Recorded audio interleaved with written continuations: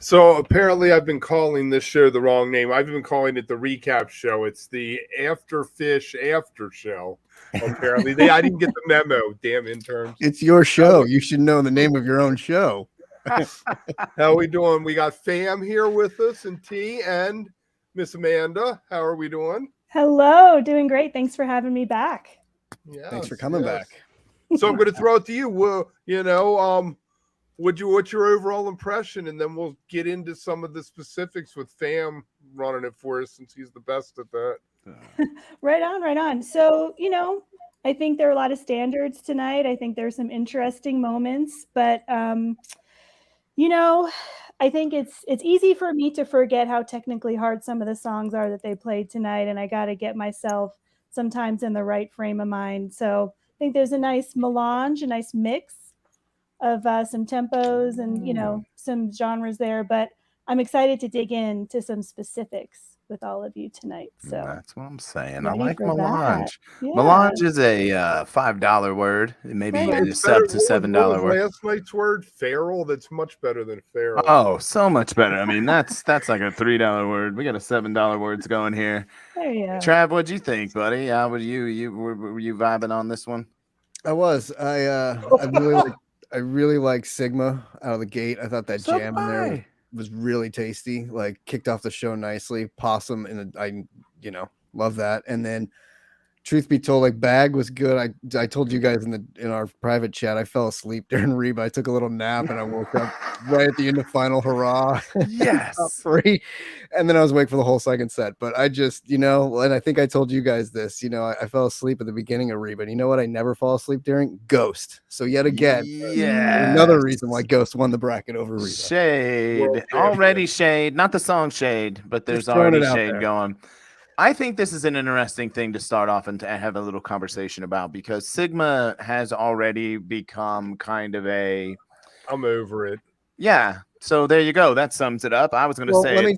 Let me just ask you this then. How do you feel about Santos? Because I feel like Santos has become like the new character Zero. And are you over that as well? Because I feel like that we get a lot of as well. I'm definitely not over Sigma. I don't think yet. I still like it, especially when they jam it like they did tonight. Yeah, tonight was probably the best Sigma ever. I mean, we like to use, your favorite Sigma ever, or because best ever.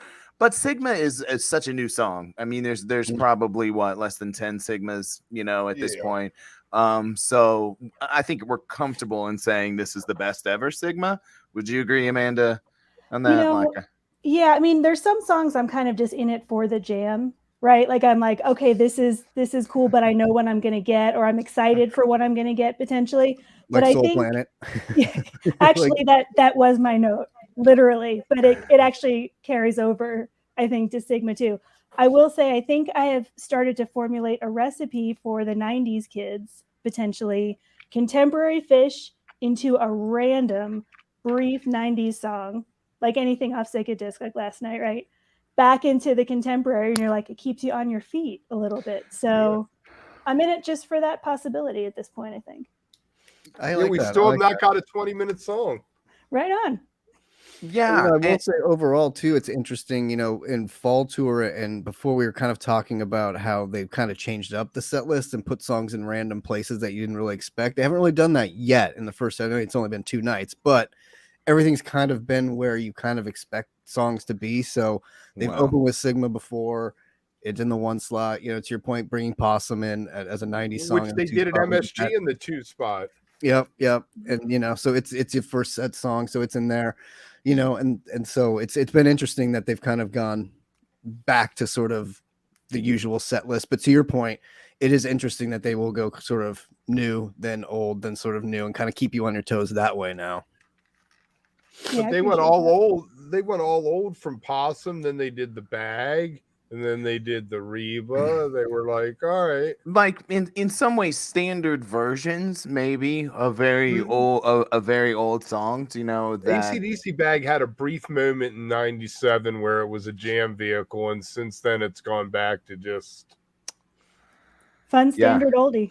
Yeah, what it is. It is. It's a fun song. The lyrics cool to sing along to. Always, and it was great after Possum. Like to get those kind of back to back was fun. Like I would almost prefer them reverse, so you kind of get a Bag before it, but I'll take it wherever it comes in that first set. It's fine. So that was great. Yeah. Now, did they whistle? Is the question, and none of us know the answer. We to are this. having a real Somebody hard in the time. chat, help us out. Anybody? Hit us up in the chat. Please let us know what you think. We've had a real hard time remembering this whistle segment. I personally was in the middle of dinner, and my computer kind of got put in the corner. You know, you shouldn't put baby in the corner. You should never put your Twitch stream in the corner either. And let's just get this thrown out there. I was playing Mahjong or whatever that game is with the tiles, so maybe my full attention wasn't one. I think we're getting a yes. Oh, yeah. Oh, they whistled. We got it. They whistled. Yes, okay. Thank you. The comments, they're helping us out. They did whistle. Okay, and this is very trusted guy. Next guest. Yeah, absolutely. No, that's a tough one, and that's so isn't that funny, because it is something we usually note here. This is a look. I know Kev. Basically, that's how he bases his. Right. Yeah. Reba's either if you whistle, it's good. If you don't, then why did you do it? Right. Which seems a little extreme, but you know. The tree fell in the whistle. Wait, how does that go? They don't whistle. Did it happen? The Reba didn't even happen. Really happen. Right. Then you go back to some later 90s with the Roga, whichever way you like to say it. I say Roger. Rogaine. Like Roger's thesaurus when it used to be spelled. Yeah, maybe like that. That's why I say it like that, exactly, because of the book, and it just sticks out in my head. Mm-hmm. But I'm probably wrong. Yes, thank you. I love that one. I love that one though. That's always been this kind of like underground. I don't know why I feel like I have to say underground song that I love, and I think it's like the lyrics. To me, it's just like we're the circus. Like that's us. It's so meta. It's so know? meta too that they're like Gordon, and then Gordon sings his, Mike sings his line. I don't know. I get a kick out of it. Yeah. It's some of the, and it really, to me, encapsulates that kind of era of that writing and the Ghost album, and just kind of, Tom's writing at that time, it's so good. I think I agree with our guy. He was nailing it today. I think Rogae is what he said that. Remember, I sent you guys that link of that the first time they played it after Europe, and they were talking about the songs that they wrote, and he said, this is one of the new ones, and we call it Rogae or whatever. And we're like, aha, that's how you say it. And then we instantly, right after that, we instantly forgot how to say it. Well, you continue to say it was there. Yeah, that didn't help at all. No. And how about this one? This one is probably the biggest gap we've had in a long time. My mind's got a mind of its own. And I miss that song so much. I miss that song. It's so great they pulled that out. I miss hearing that one. That was great. That's awesome. Yeah. For sure. It was like that song when Mike started doing it, I think was a new song. I think like the guy who wrote it came out in 91 or something like that. Which is weird because it sounds like something that's old, like Woody Guthrie would have sang it or something, Yeah, it does. It sounds like it would have more of a history, or was written like a folk song or something like long ago, and they're just kind of picking it up. But it's got a little Gordo twang in his voice for that one, Mm-hmm. But I was thinking as I heard that one, I said, I don't think I realized it, but that's probably maybe my most self-repeated lyric to myself, just on a day-to-day basis, because it's just true and I forget everything, right? And it's like, what a fun one to hear. I haven't heard that one in a while, except that's really true. It is one of those ones that you kind of just sing to yourself. Like I do that with my soul. I'm always that song gets stuck in my head all the time, and I'll just be walking around the house like my soul, and it's the same thing with My Mind's Got a Mind of Its Own. You kind of just sing that to yourself every once in a while, and then you don't hear it very often, so it's kind of weird that it's in the back of your head still like that. It just speaks to like that old school feeling of hearing it a lot back then and not so much these days. It's still there. And then something new. Yeah. So what did they do after Rogae? It went Rogae. Sorry. It went Rogae. My Mind's Got a Mind of Its Own. Final Hurrah. Oh, right. Yeah. I like Final Hurrah better than Santos. I would rather have a Hurrah. I don't know about that. I do. There's a few songs I like. Turtle in the Clouds. Like, there's a few songs that I like. Santos is just love bass playing into rock. Sample me up. Come on. Santa's is just it's like Character Zero. It's just a rockin' song now. It's a good closer. It's got that space now where it kind of fills in those rockin' spots where they kind of want to get down for a minute. Final Hurrah is a different kind of song. It's fun as hell though. Like the face plant into rock is just hilarious as it goes. Like you can't not kind of laugh at it. Like it just cracks me up the way they sample it. So I love it. It's a great song. It's got a good beat to it, a good melody, but besides that, so I like it. Yeah. You know what I want to hear at the end of that one every time, because I'm definitely spoiled, I think, and want all the like Eddie Van Halen shred like they did in the debut. I'm always waiting for it, right? Like, is it going to happen? And they gave us a good version tonight, but it's always better with a little bit of extra like cheese at the end, For sure. Have they done? They haven't done a Ghost of the Forest song, have they yet? They have not yet. I don't think they definitely haven't done Drift yet. Complain about that, but yeah, they haven't.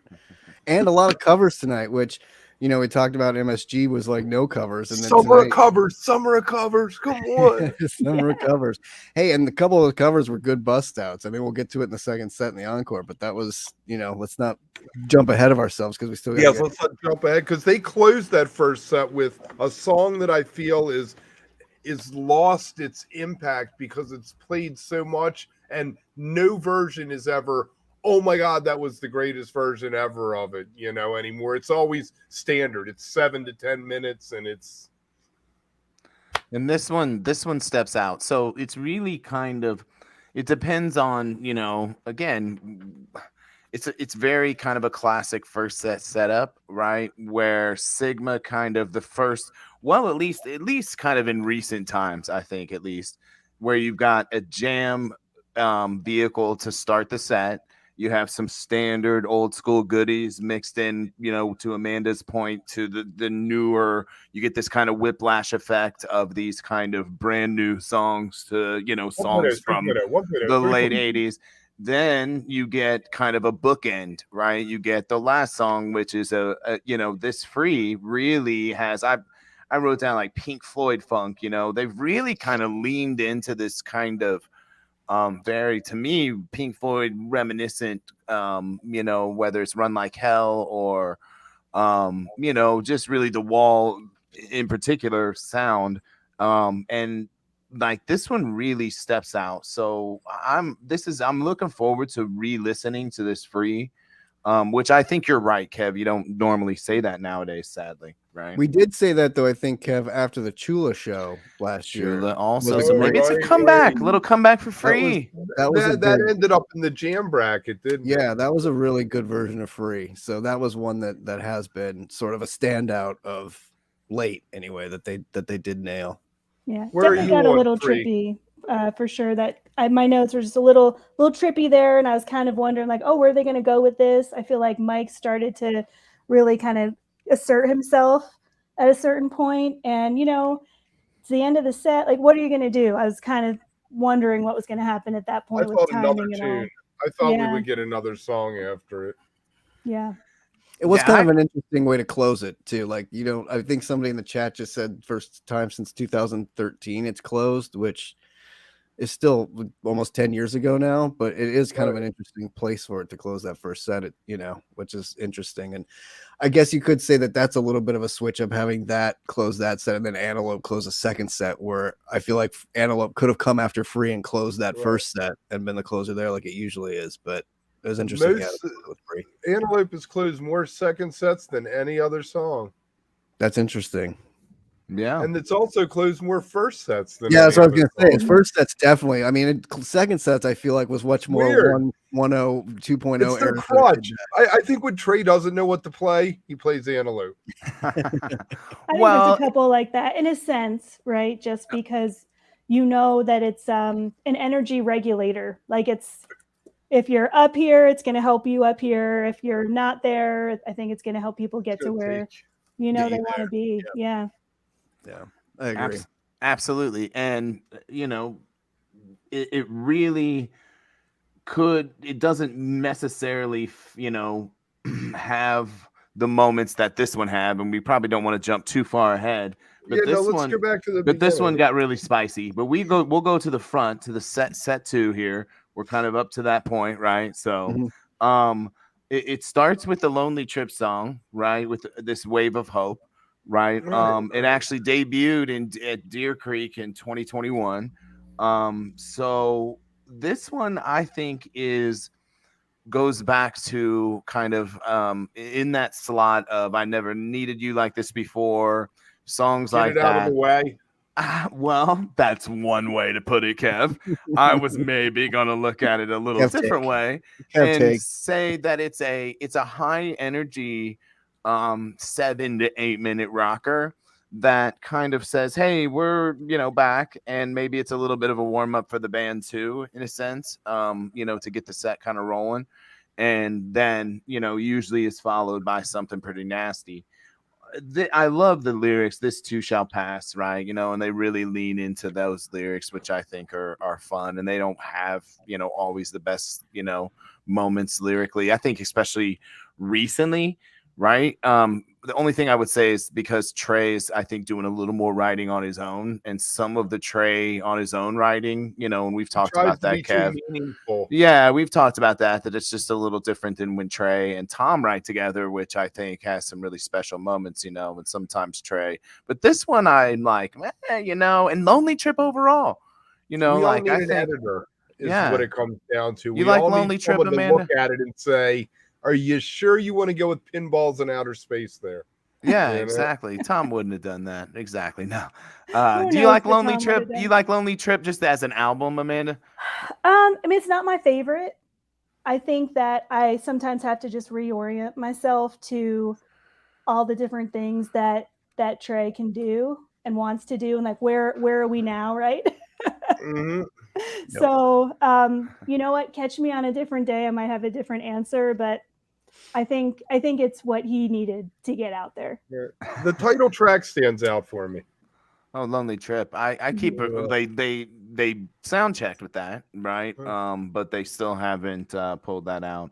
And then to your point, Mr. fam, I feel like those lyrics, "This too shall pass," could very easily be a much slower song. Like it could have been more of a Trey sort of ballad type tune, and the fact that we get it sort of in that upbeat zone and the way they kind of sing those lyrics, I appreciate, because it does kind of go and get down sort of lyrics, and like kind of rock. So I appreciate that in it. I think it works. I think it's a fun song. It's an interesting opener to start the set. I feel like, it's kind of, again, coming off of Free, and then that as your opener is kind of, it's a weird two Which songs. is what they did at New Year's. They opened that third set at New Yeah. Year's with Free into a Wave of Hope. Yeah. See, so it's kind of interesting that they kind of book in those two songs together like that. And that's interesting. But then, of course, you get right after that, we get, what was the next? We get Mr. Completely. Highest batting average of any song.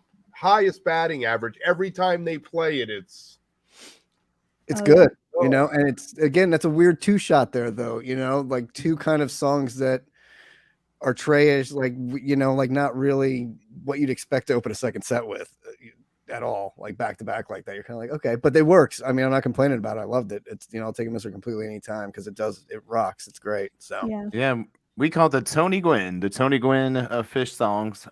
Just always bats for average. Could go up there and swing one-handed and hit 300. So it's just one of those songs that they don't really play unless they mean business, and it's one of those that wouldn't win a jam bracket, wouldn't win a favorite song bracket by any means of anyone. But I don't think anybody has gone like, Mr. Completely, it just doesn't seem like it's a workhorse. It's a workhorse. I was gonna say, I mean, they've done some massive jams, massive with it. Good. And I think y'all got into some Tab talk last night, so I don't want to totally rerun that. But I mean, huge Tab fan, and so when I hear that, it's good memories of like some of the earlier days, right, of Tab time. So that's always a fun thing. Totally. That the Tab versions are to me still the real versions. I mean, especially Yeah, They would go a half hour with We'll go. Tab with that one. That's my Easily. that's my respect take That's take of the respect. day. Aretha respects that. It's the respect. That's right for that one. Hey, But it's a very Paula. percussive version. It's very percussive, Mhm. right? I think Kev, you mentioned that. I even wrote it down in my notes as well. And then it has a really kind of peaky fun time, and then Walk Away, right? So you get the rocker. It's kind of a fun little segue, kind of chunks into it in a really, much more kind of cleaner way than Oh, we got some drama in the chat between Rust and Fish. Ooh, Russ and Fish nice. drama. Mm. I love Russ. See, and I'm like one of the few people in the world who will like stand Russ, even sometimes over Fish. So I'm MJ. I don't like to, get on our guy XO here, but I might be with you. So that let's just hear some more of that kind of feistiness in the chat. We like to see that. Don't be We have stingy fam there, takes MJ. now. That's right. And it sounds like Amanda, you Tab. You're a Tab lover, Tab fam. Yeah. So love that. Yeah. Russ, I mean, what can you say about that guy? He's just on it, and he brings his own energy and just so good. So yeah, to me, that's kind of his, but I'm open to other suggestions. Exactly. I think Mike usually makes Mr. Completely, because when you had Mr. Completely with Tab, the way Tony was, it was always rock solid. Mike gets all over the place with it and finds those other spaces. That's fair. That's fair. It's true. And this Walk Away is awesome. And then we could talk. So great. I mean, that is one of those old time covers that it's like Highway to Hell, Good Times, Bad Times. Like I miss those covers, like Frankenstein. I miss those things. And so it was a butter segue. They were like, so to get that was just so much fun. And you could see Trey kind of laughing, like having a good time, letting Paige kind of sing, like giving Paige kind of those lyrics, like getting into it. Like it's always so fun. Like it's one of those old covers that I love. And they did a good job of it. I thought like it was fun and kind of ripped it, kind of jammed it a little bit there. And a little mustard on there. Yeah, definitely. It was Isn't fun. it funny how even a cover can take you back? Because quite honestly, I was sitting there and I'm like, this is good. This is good stuff. I'm digging this. It's just a good vibe. Yeah, agreed. Totally. No, yeah, I think that's, and once again goes to kind of like think of the first three songs, right? And I think I'm very comfy and really fitted. The more I'm thinking about the theme of what you brought up, Amanda, the more I'm like, look at this, keeps happening, right? So you got the brand new song. You've got this more of like Tab, more 2.0-y Fish song. Actually, really is when it debuted, as a Fish song, and when it came out as a Tab, song. And then Walk Away, which is one of their first song. I mean, if you had a tape from any of the early shows, then it had Walk Away on it, and you loved it. And you love it now. No one like, what's wrong with you if you hate it? Like, No, seriously, they don't play it enough for you to hate it. Like, exactly. It's not around enough unless you're listening to old 1.0 and you're like, I hated that song. I hate Joe Walsh. I hate that song. Like that's the only way you're not liking Joe Walsh. I gotta agree here. I want to live inside fair. Paula's dream here that they did a 30-minute Frankenstein at Dick's. Dream of that. I'm all about that. That would be fun. Edgar Winter himself would be rolling in his grave. Is he alive though? I mean, I shouldn't put Edgar Winter. Edgar Winter is alive. Johnny's dead, but Edgar's alive. That's right. I now remember that, and I feel terrible about actually saying that. That's awful. He could come out. Edgar could come out. He could come out metaphorically. He only comes out at night. Bed. He only comes out at night, though. Have you seen the guy? Okay. All right. Well, this might be the first time to pull out this one. The next song made me think of one guy when they started playing it, and I was first thing that he would break it down. I was hoping he'd break it down for us. Oh, this guy! Is that are you talking about, old fam?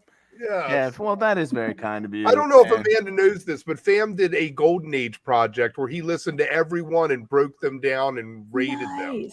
Oh, I love that. I love going deep into one particular song or jam or whatnot. Oh, man. Totally. And I was curious where you rated this one and what you thought of it. Oh, my gosh. This one is intense. So good. I think it's completely changed structures a little bit, which is really fun when that happens. And I think long breaks sometimes, kind of facilitate that, right? So that's as much as, everything about the pandemic itself is literally about as bad as it could be. A break though, a break is good sometimes, whether it's forced or not, like can kind of give new life to things that get repetitive. And so the golden age does a little different things like the more recent ones, and it's so like more adventurous and fun. It's not kind of locked into, I miss a little bit of the old kind of, at about 7 to 8 minutes, it used to kind of have a drop always into this really funky section that really is just kind of, they've only done that once of the 4.0 ones so far. And I was like, oh, well, that's still around. So it's still there. But like this one did what the others have. With the rhythm guitar section in there, the rhythm jam, I was like, I like that. It never has a turn. It's super funky. It's even more funky when like Paige joins in with the super synths. The lyrics he hits, he has a small flub, which is always interesting with Golden Age, right? To figure out, will he make it through the lyrics? It's gotta be hard to sing. It's gotta be hard. Song. I thought that, I was thinking that when he's doing the second verse, I was like, man, for not a song that's theirs and to have to like remember another band's song, especially one that's like this, that has kind of the weird. Oh, there's so got some syncopation, yeah, for sure. And going to it and then try and nail those lyrics and keep them on and not forget them. Like the lyrics are heavenly too. The lyrics are so good. I mean, the only thing I would say to that, and I would say most songs you can kind of just like gloss over and go like, man, and especially with Phish, at times, you're, again, we talked about sometimes you want to just get to the jam, but it's worth like going through and looking to the lyrics and reading through the lyrics of Golden Age or any TV on the radio song, because they are, poets in my mind. And that one in particular is gorgeous lyrics. But like, I just wrote down drool emoji in my notes. Like I didn't really like write the words, but I wrote or like write a drool emoji. I just wrote the words drool emoji. Then it got real peaky right at the end, which it really doesn't do all the time, Golden Age, which I thought was awesome. And then it ended, right? It went and then back they finished it. It seemed like a little ripcordish to me. It wasn't officially, but it felt a little bit like maybe I was just kind of really getting there. And I'm also going to throw out something extremely random. For a heartbeat, I thought I heard a Sweet Jane tease, or I'm like, are they going into this? Right before it ended, I can't wait to listen to it again, because I'm like, I think I just made that up. But I don't know. We'll find out. I heard a lot of things happening there. I wasn't sure if it was like a "you sexy" thing tease. Mike was doing a lot of things in that ending, and Trey was, it was super, super fun. And then they brought, like Kev was saying, they brought back the actual song, which is very rare for them to do. But more so these days, as we talked about, like they seem to be coming back and finishing songs as opposed to just like letting them trail off and going into another song and then kind of leaving it. They seem to come back around and boomerang it and close it off. And sometimes I think what happens is Trey's like, all right, let's get back to the ending, and the rest of the band's still like, well, we got 3 more minutes of the jam we were doing. That's sometimes I think that's why it sounds like a rip. I guess that's what a ripcord is, but it can be sometimes a little bit uncomfortable the way he does that, but it's also uncomfortable sometimes the way he suddenly goes into another song and records it out of that into something. And you're like, whoa, that was kind of abrupt. What's going on? But I like it. I personally like it when they kind of come back into it and finish the song. Like, I like, keep up, boys, keep up. Yeah, and it's been a 4.0 theme, too. And then we get the what the use, right? And what's the use is always we need more instrumentals. I think I say this every time I hear it. It reminds me so much of like a Steve Vai song from like the mid 90s. It always makes me think of like Stevie Vai and like one of those just like guitar, like builds and peaks and like mellows and then builds and peaks and like just, some nice synth in there, just kind of over everything, little waves of synth goodness, Yep, exactly. So like of that 90s sort of era of those kind of that Steve Vai again, like just it always pops in my head it's kind of. And he has the little pause in it, and people seem to be quieter in the pause there because they don't know if the song's over or not. They're like, Yeah, they were louder tonight than I think. I remember the Deer Creek version in particular in 2021. I was just blown away, by so many people and how quiet folks were. I thought it came through a little loud today and I think they actually went completely silent, which I don't think they always do. The lights went completely down. And But so like it's hard. Divided Sky, you never get silence like that No, anymore because everybody that's knows not it's coming and they're like, yeah, fuck yeah, silence. Yeah. It's party silence. Yeah, that's the part. Participation silence, exactly. Yes. I It's do have that- a question though, Ooh. if I may. So I wrote this down because I don't have a concrete opinion on this, but so we're talking about position and placement, right? Earlier. So a song like this, right? It's slow, it's pretty, it's got all the feels kind of going on. In set 2 like that, like what do y'all think? Because I'm not gonna lie, maybe it was just because I was comfy on the couch. I was like, oh man, like This was your nap song. It was just I was floating around. If they're gonna do a slow song, I want "What's the Use" instead of "Shade." Oh, Wow. okay. I would agree. So I mean, that's where I am with it. as far as those cool down songs that you have to get in that set, yes, there's a few of them that you're like, then this is one of them that you're like, I will take that over any Ghost of the Forest song, over so many other songs that they played as the slowdown song. You're just like, Right. and it's kind of like same thing with Mike, like Wook always likes to say the Mike set killer song, and like what song is Mike gonna sing that kind of kills this set? And like, he's got good ones, like Possum is a great Mike song, like I happen to love Mule too, and I think that's a great Mike song, but there's Mike songs that kill sets, and you're like, oh, this is what they're gonna play tonight. Okay, great, gotta go take a piss.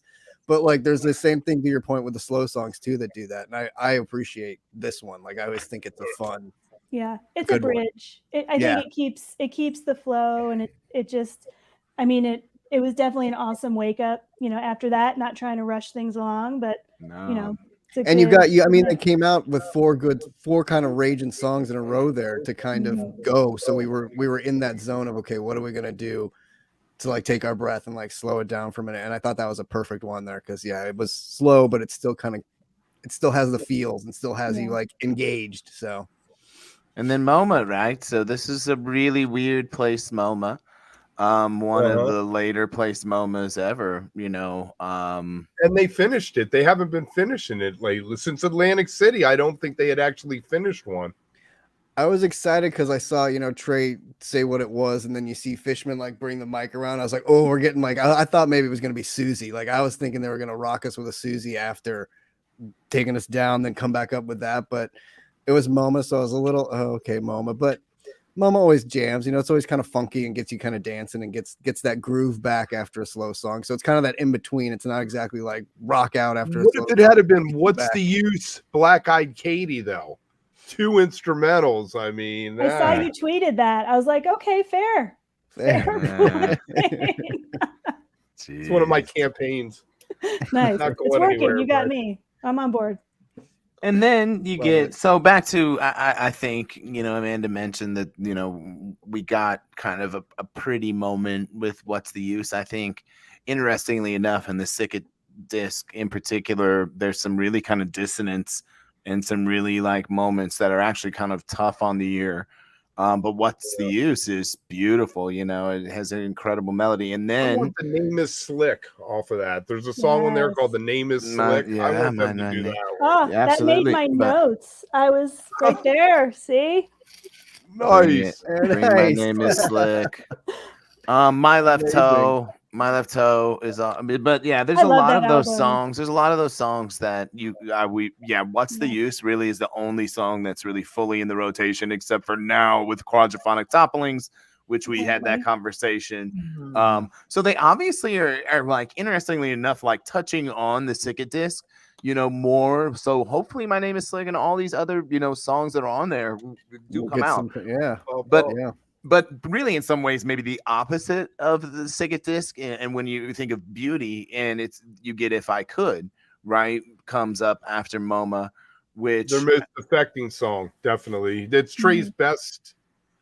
I mean, when they started trying to write meaningful songs like Fast Enough for You and If I Could, they nailed it with those first couple. And I don't know. I don't think it's necessarily the band's forte to write a meaningful love song kind of thing, But again, that's another great slow down sort of placement song there that like you don't get a lot, and it's so, again, from the old days when you did get it, it was such a great, because back then there were so many rockin' songs Never to go have. through anyway. Never Yeah, caught never. one. Always, yeah, love it. And again, like anything off Rift is great anyway, and so like give it to me.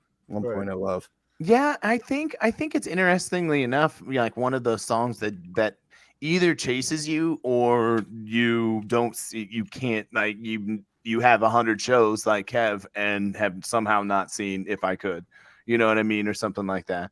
I'm just gonna put this up here. It's fun. I think it's one of those things, fam, is if you kind of have caught them in the two, like especially since now, like since 09, you definitely have been like I think it's one of those songs that we got a lot of in 1.0 and 2.0 ish at that time, and then since then, if you didn't get it then, it's harder now to kind of track it down. Yeah, they were playing it. Oh my gosh, I feel like at like 94. I feel like it's almost every other show or something. Yes. Even into and I always 95. went to that show in the middle. Right. What the hell? And then so me being late 95 for my first shows, I was right there on that edge and missed it completely. Right. But I got it like in 2000 in Jersey, and I was so excited. I feel like that's one song where you tend to hear people, like we were saying, talk about when you do get it, and you're gonna get there. You're gonna make it. I know you are. Everybody remembers though, or tends to remember. I feel like that one. That's a great point. That's a great point. Yeah, exactly. And then back to our antelope. We'll just really kind of segue to our original or a long ago conversation. It feels like now, but this antelope, just again another fun book and jam, and like I want everybody at Dick's. I want them to do antelope, and when they're like, and you get up and then they drop, everybody at once jump, and see if we can actually lift the building up. At Dick's. Yeah, 17,000 people all jumping up at once. Lift the building up. Don't we need a roof for that? Or like that's an outdoor venue. Stands? We're just gonna jump. Like the stands, where are we gonna jump, Kev? I'm not sure about this plan. Let's workshop this a little more. Oh, yeah, we'll get back with you later on what our plan is. Yeah, I'm not sure if that's what we want to do, but we may do something. Here's what I have been hearing this sample. Okay, which is I think that's right, Paula.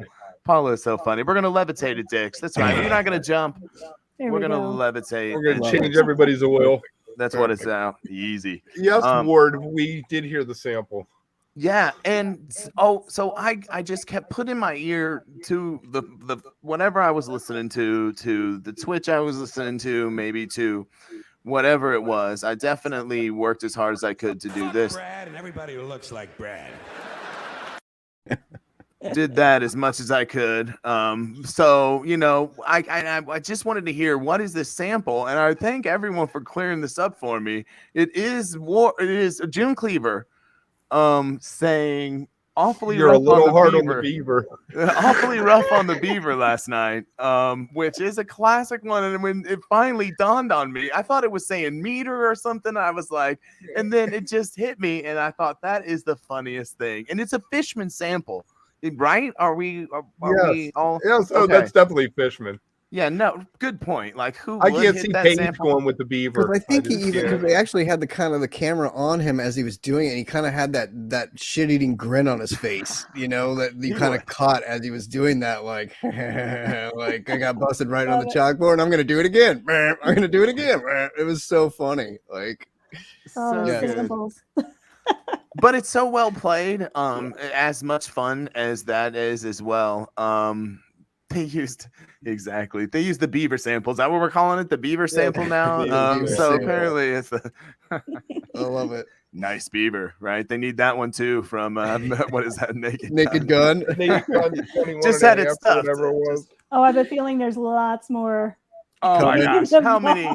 This is so inappropriate. And it's a Maine thing. He lives up in Maine. There's lots of please, come on now. Come on. That's totally it. But it's a really well played, and I think somebody mentioned, and I read, like having Tab Tour right before this tour is beneficial for Trey. Loose. Yeah, he's very lubed up and ready. The fingers are feeling funky and they're moving quick, and this antelope has like some really nice like You know, it's kind of cliche, but Machine Gun, you know, Much Trey better than stuff. Mexico. Mexico, there was a train wreck. Yeah, well, I think Mexico has Mexico vibes. Dave was down They're there on the beach. Yeah. Trey was down there for a month. Like, he wouldn't There's no didn't wanna antelopes in leave Mexico. Mexico. Can't be inspired, you know. Yeah. It's not Yeah. the locale. What I think to that point with the samples is it goes to even, I'm going to jump ahead a little bit here and doing the I Am in Miami song. The stream I was watching, you know, people were chatting and talking about it and saying like, you know, oh, this song and oh, they're butchering it. And why wouldn't they just do like Freebird or something? But to me, this goes with the samples too. They're having fun. You know what I mean? And the samples are fun and they're coming out there and doing things. And if they're having fun, that's good for everybody. Like, it doesn't matter if they butcher it or not, as long as they're smiling and laughing and having fun doing it. That's the important thing, because that keeps them going and keeps them fresh and keeps us entertained. Because as soon as it becomes a drag and a chore is when they're like, we got to stop doing this because the creativity is dying and we're not having as much fun. But we got to get that Miami song in Colorado because it has the whole verse. The Colorado lyric, I know, in which it. was kind of funny that we did get it there. I thought they would do, like, when I saw them line up there, I kind of thought Freebird too. I was like, oh, of course, like that would make sense to kind of bust out an old Freebird here. But I like that they did the Miami. I think that was the first time since Halloween that they played it, right? I don't think they've done it since then. Yeah, So it's the first one. it was fun. And I think it's the only third or maybe fourth song from Halloween. Most of those tunes they haven't done again. Yeah. But you know what you're talking about to me is really similar to what Trey mentioned in his interview. I think it was this week, talking about some other bands and how you got to put stuff out there. And I mean, it was just so great to hear him talking about that kind of thing. So to me, it's like he's just doing what he loving from other bands. Yeah. I hear you. Exactly. And keep going, you know, keep going, because we love it. We need it. So whatever he wants to do, whatever they need to do to keep those juices going, do it. So. Yes. And Isabella, I mean, so we got another whether cover. if you don't think that I Am in Miami is adorable, then you have no soul, but also then you get rewarded because surely you love Isabella and you got some Hendrix and you got some like Rage, you know, to get all that adorableness out, I guess. So I thought maybe it was his daughter's birthday or something. Because isn't one of his kids Isabella? She is, but I don't think it is. I thought her birthday was he threw out a happy birthday. Yeah, that was an MSG. Right, April, right? Yeah. And if so, I think they did Get More Down, maybe. But that was they played Numberline at MSG for her or something. Wasn't that what it was? Right. For that. But and they did Egg in a Hole sort of out of that Simple and MSG too. But yeah, I mean, it was sort of that thing too where you get that sort of that whatever you think of Miami, and then all of a sudden you get Isabella, you know. So it's kind of like, we're gonna give you this as fun, but then we're gonna melt your face and play something awesome with this. So, and again, I think the last Isabella, wasn't it in Charleston a couple years ago? Wasn't that the last time they did it? So there's something about 2019, something about being down south where they like to bust that song out too, which drives me crazy because I can't get to any of those shows, and I really want to hear an Isabella someday. So play it in Colorado, you dicks. Well, I think that we're getting about that time, I think. Amanda will be back tomorrow night with us. Yes, indeed. Amazing. Thank you so much for bringing some class to the broadcast. I love your jacket too. That's thank you. Fantastic looking. Thank you. I love it. Got some sequins lined up for tomorrow. Overall, good show tonight, right? Everybody agrees that it was a banger. It was a great show. Those people down there got a good Saturday night. Absolutely. So, thanks for watching. See you guys tomorrow. Thanks, same everybody. bat place, same bat time.